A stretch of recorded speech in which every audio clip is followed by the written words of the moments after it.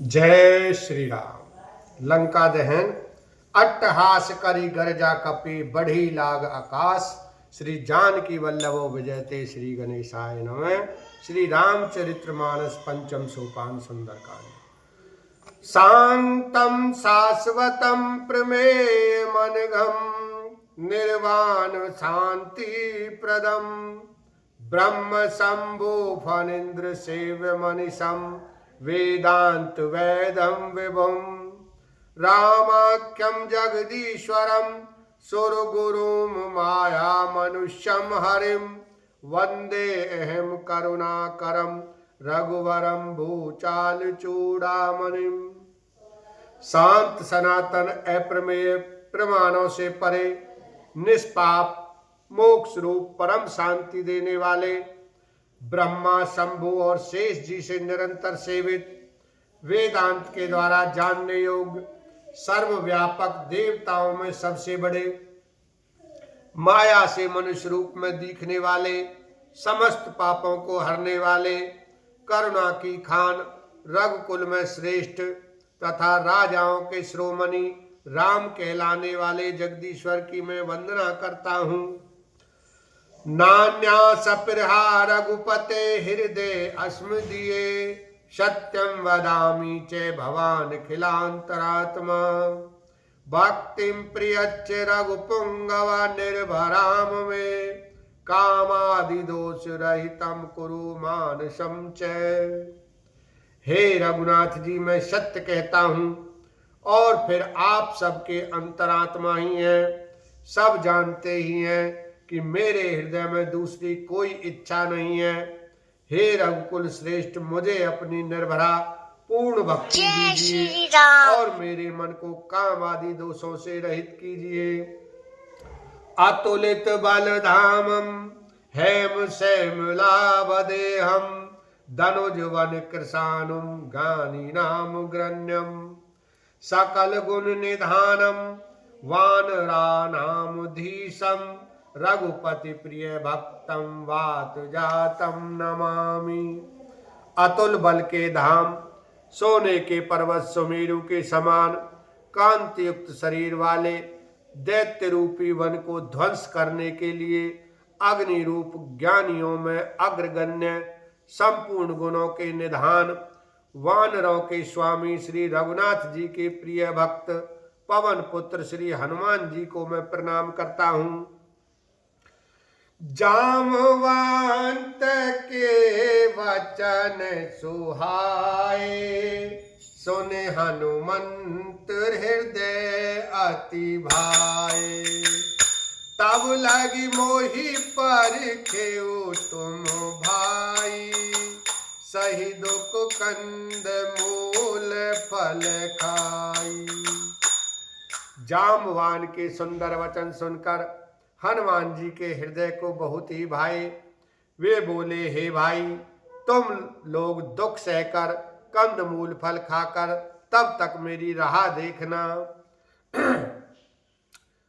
जब लगी आवो सीत ही देखी हो इही काज मोहि हरस विशेषी यह कई नाई सावन कहूँ माता चलु हरसिय धरि रघुनाथा।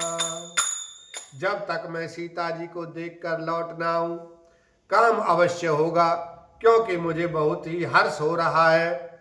यह कहकर और सबको मस्तक नवाकर तथा हृदय में श्री रघुनाथ जी को धारण करके हनुमान जी हर्षित होकर चले। सिंधु तीर एक भूधर सुंदर कौतुक कूद चढ़े ताऊ पर बार बार रघुबीर चमारी तर के पवन तनय बल भारी।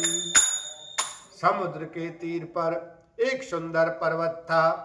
हनुमान जी खेल से ही अनायास ही कूदकर उसके ऊपर जा चढ़े और बार बार श्री रघुवीर का स्मरण करके अत्यंत बलवान हनुमान जी उस पर से बड़े वेग से उछले।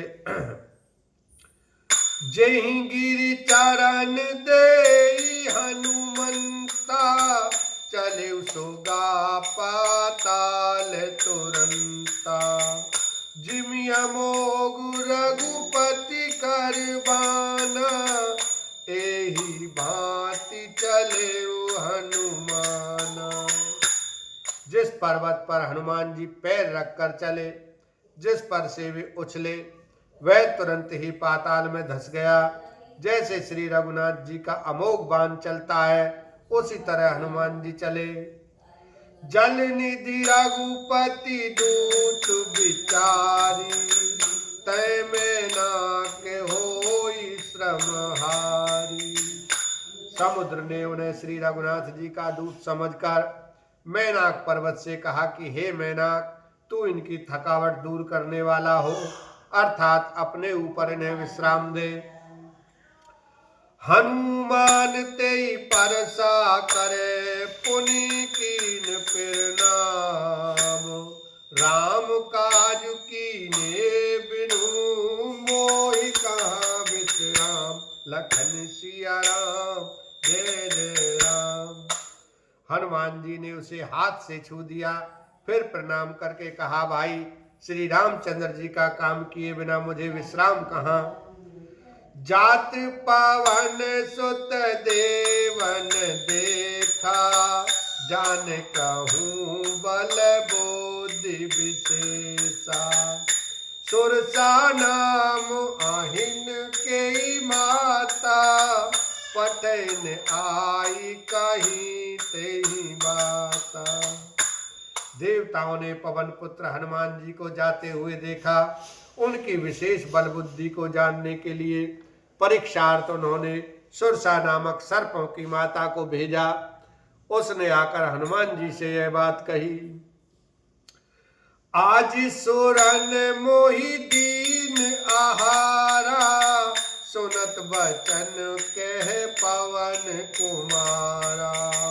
राम काज करी फिर में आवो। सीता कई सुधि प्रभु हित नामो। आज देवताओं ने मुझे भोजन दिया है। यह वचन सुनकर पवन कुमार हनुमान जी ने कहा, श्री राम जी का कार्य करके मैं लौट आऊं और सीता जी की खबर प्रभु को सुना दूं।